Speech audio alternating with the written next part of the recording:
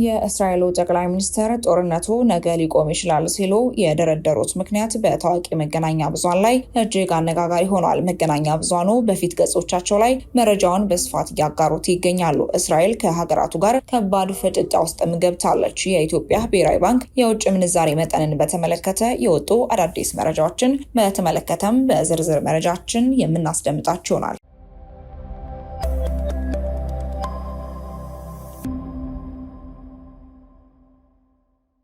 ሰላም ጤና ይስጥልን። በመላው ክፍለ ዓለማት የምትገኙ ወደ አቢሲኒያ ዴይሊ ቤተሰቦቻችን በዚህ ቻናል ላይ የተለያዩ ወቅታዊና አነጋጋሪ ሆኑ መረጃዎችን የምናስደምጣችሁ ይሆናል። ታዲያ እናንተም ለቻናላችን አዲስ ከሆናችሁ ቻናላችንን ሰብስክራይብ በማድረግ ቤተሰብ እንድትሆኑን እየጠየቅን ወደ መረጃው እናመራለን። ሐማስ በቁጥጥር ስር ያሉ ቀሪ እስራኤላውያን ታጋቾችን በመልቀቅ ትጥቅ የሚፈታ ከሆነ በጋዛ ላይ የሚካሄደው ዘመቻ እንዲቆም ጠቅላይ ሚኒስትር ቤንያሚን ኔታንያሁ ተናገሩ። ጠቅላይ ሚኒስትሩ ይህንን የተናገሩት እስራኤል በጋዛ ላይ ያካሄደች ባለው ወታደራዊ ዘመቻ ሂደት ላይ ለውጥ እንድታደርግ የምዕራባውያን ሀገራት መሪዎች ማስጠንቀቂያ ካወጡ በኋላ ነው። የዩናይትድ ኪንግደም ጠቅላይ ሚኒስትር ሰር ኪር ስታርመር፣ የፈረንሳዩ ፕሬዝዳንት ኢማኑኤል ማክሮን እና የካናዳው ጠቅላይ ሚኒስትር ማርክ ካርኒ እስራኤል በጋዛ ላይ የምታካሄደውን ወታደራዊ ዘመቻ እንድታቆም አሳስበዋል። መሪዎቹ በጋራ ባወጡት መግለጫ ላይ እስራኤል አዲስ የከፈተችው ዘመቻ ካላቆመች በእርዳታ አቅርቦት ላይ የጣለችውን እቅባት ካላነሳች በምላሹ ጠንከር ያለ እርምጃ እንደሚወስዱ አስጠንቅቀዋል። ይህ ያስቆጣቸው ጠቅላይ ሚኒስትር ኔታንያሁ ለመሪዎቹ በሰጡት ምላሽም ሐማስ ከመደምሰሱ በፊት እስራኤል እያካሄደች ያለውን ህልውናዋን የመከላከል ጦርነት እንድታቆምና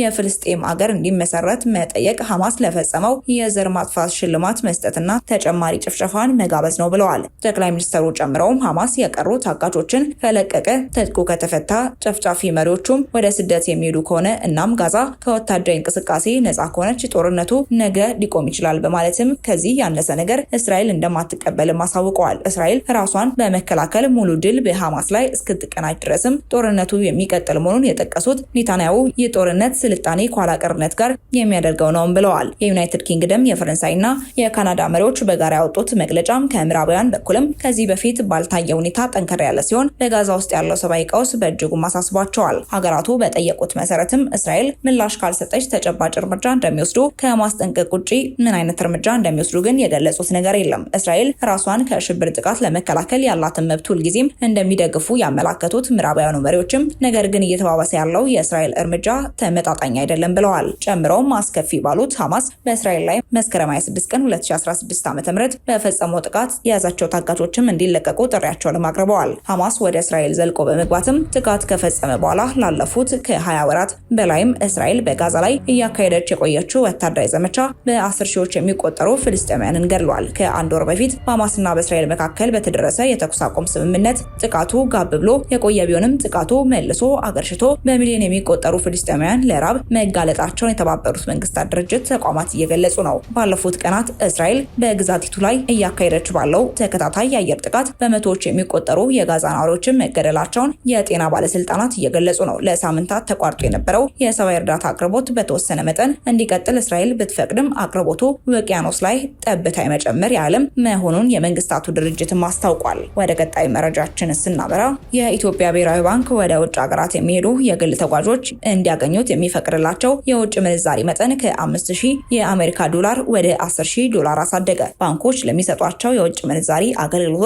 የሚያስከፍሉት የገንዘብ መጠን ከ400 እንዳይበልጥም እንዲሁም ጥቃቅን የአገልግሎት ወጪዎችም እንዲያስቀሩ መወሰኑንም አስታውቋል። የኢትዮጵያ ብሔራዊ ባንክ በውጭ ምንዛሪ ገበያ ስርዓቱ ላይ እነዚህን ማሻሻያዎች መውሰዱን ያስታወቀው ማክሰኞ ግንቦት 12 ቀን 2017 ዓ.ም ባወጣው መግለጫ ነው። ብሔራዊ ባንኩ ይፋ ያደረጋቸው የውጭ ምንዛሪ ስርዓት አስተዳደር ማሻሻያዎችም 3 ናቸው። የመጀመሪያው ለውጥ አስመጪዎች መፈጸም የሚችሉት ቅድመ ክፍያ ላይ የተጣለውን ገደብ ከፍ ያደረገ ነው። ከዚህ ቀደም በነበረው አሰራርም ሸቀጦችን ወደ ሀገር ውስጥ ለማስገባት የሚፈልጉ አስመጪዎች መፈጸም የሚችሉት ቅድመ ክፍያ 5000 የአሜሪካ ዶላር እንደነበረ መግለጫው ያስረዳል። ይህ ገደብ የቆየና ለብዙ ዓመታት ለውጥ ሳይደረግበት የቆየ አሰራር እንደሆነም ጠቅሶ በአዲሱ አሰራር መሰረት 5000 ዶላር የነበረው ገደብ ገደብ በ10 እጥፍም አድጓል። ባንኩ ሸቀጦችን ከውጭ ለማስገባት ሊከፍል የሚችለውን የቅድመ ክፍያ መጠን ከ5000 የአሜሪካን ዶላር ወደ 50000 የአሜሪካን ዶላር ከፍም ተደርጓል ሲል አዲሱን ለውጥም አስታውቋል። ማዕከላዊ ባንክ ይህንን ለውጥ ያደረገው ከአቻ ሀገራት ተሞክሮ በመነሳት እንደሆነ በመግለጫው ላይም ጠቅሷል። ብሔራዊ ባንክ ይፋ ያደረገው ሁለተኛው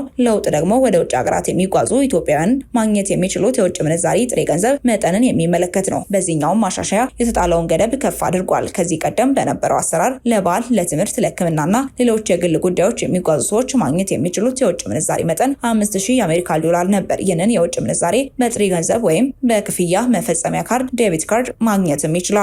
የውጭ ምንዛሬ የባንክ ሂሳብ ያላቸው ተጓዦች ደግሞ እስከ 10000 የአሜሪካን ዶላር ድረስም ማግኘትም ተፈቅዶላቸዋል። በተጨማሪም የውጭ ምንዛሪ የባንክ ሂሳብ ያላቸው ተጓዦችም በአካውንታቸው ካለው የውጭ ምንዛሪ 10 በመቶን በክፍያ መፈጸሚያ ካርድ የማግኘት መብትም ነበራቸው። ብሔራዊ ባንክ ባደረገው ማሻሻያ ለግል ተጓዦች የሚፈቀደው የውጭ ምንዛሪ ከ5000 ዶላር ወደ 10000 ዶላር ከፍ መደረጉንም አስታውቋል። ቀድሞንም 10000 ዶላር ላይ የነበረው የውጭ ምንዛሪ የባንክ ሂሳብ ያላቸው ተጓዦች በጥሬ ገንዘብ ማግኘት የሚችሉት የውጭ ምንዛሪ ገደብ ለውጥም አልተደረገለትም። ለንግድ ስራ የሚጓዙ መንገደኞች ላይ ተጥሎ የነበረው ገደብ ማሻሻያም ተደርጓል። በነባሩ አሰራር የንግድ ስራ ተጓዦች የሚፈቀድላቸው የውጭ ምንዛሪ 10000 ዶላርም ነበር። በአዲሱ ማሻሻያ ይህ ገደብ ወደ 15000 ዶላርም አድጓል። በተጨማሪም ብሔራዊ ባንክ የውጭ ምንዛሪ የባንክ ሂሳብ ያላቸው ግለሰቦችን በአካውንታቸው ካለው የውጭ ምንዛሪ ውስጥ በክፍያ መፈጸሚያ ካርድ ማግኘት ይችሉ የነበረውን የገንዘብ መጠን ከ10 በመቶ ወደ 20 በመቶ ማሳድጓል። ባንኩ ለውጭ ተጓዦች በሚፈቀደው የውጭ ምንዛሪ ገደብ ላይ ለውጥ ያደረገውም ለተጓዦቹ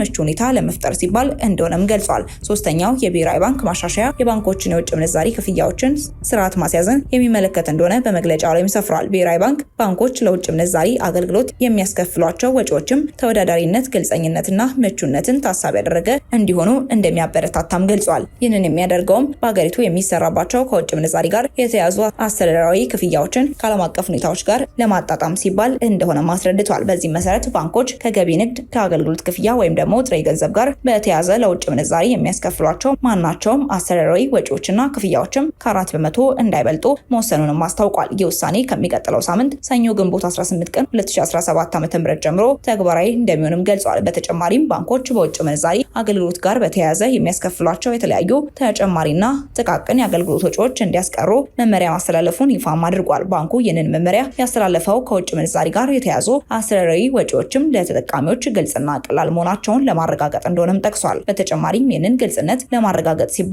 ከሰኔ 2017 ዓ.ም ጀምሮ ባንኮች ከውጭ ምንዛሪ ግብይት ጋር በተያያዘ የሚያስከፍሏቸው አስተዳደራዊ ክፍያዎችን በድረገጹ በመደበኛነት ለሕዝቡ ይፋ እንደሚደረግም አስታውቋል። ካለፈው ዓመት ሐምሌ ወር ጀምሮ ገበያ መር የውጭ ምንዛሪ ፖሊሲን እየተገበረ ያለው ብሔራዊ ባንክ ይህ እርምጃ አዎንታዊ ውጤቶችን ማስገኘቱን በዛሬው መግለጫ ላይ አስፍሯል። በውጭ ምንዛሪ አስተዳደሩ ስርዓት ላይም የተደረጉ ማሻሻያዎች የሸቀጦች ወጪ ንግድ በእጥፍ እንዲጨምር፣ የአገልግሎትና የሐዋላ ገቢ በከፍተኛ መጠን እንዲያድግ እንዲሁም የግልና የመንግስት ካፒታል ፍሰትም እንዲሻሻል ትልቅ አስተዋጽኦ ማድረጋቸውንም ገልጿል። ከዚህ የተነሳ የንግድ ባንኮችና የብሔራዊ ባንክ የውጭ ምንዛሪ መጠባበቂያ ክምችት ከመቼውም ጊዜ በላይ አድጓልም ሲልም አስታውቋል። ብሔራዊ ባንኩ አሁን ይፋ የተደረጉት ማሻሻያዎችም የሀገሪቱ የፋይናንስ ደንበኞችና የግሉን ዘርፍም መሰረታዊ ፍላጎቶች የሚያሟላ የውጭ ምንዛሪ ገበያ ለመፍጠር ይረዳል ብሎ በጽኑ እንደሚያምን ነው በመግለጫው ላይ ያስታወቀው። ውድ ተመልካቾቻችን ለእሳቱ የነበሩን መረጃዎቻችን እኚህ ይመስሉ ነበር። አብራችሁን ስለነበራችሁ እጅግ አድርገን እናመሰግናለን። በቀጣይ መረጃዎቻችን እስክንገናኝ ድረስ ቸር ቆዩልኝ።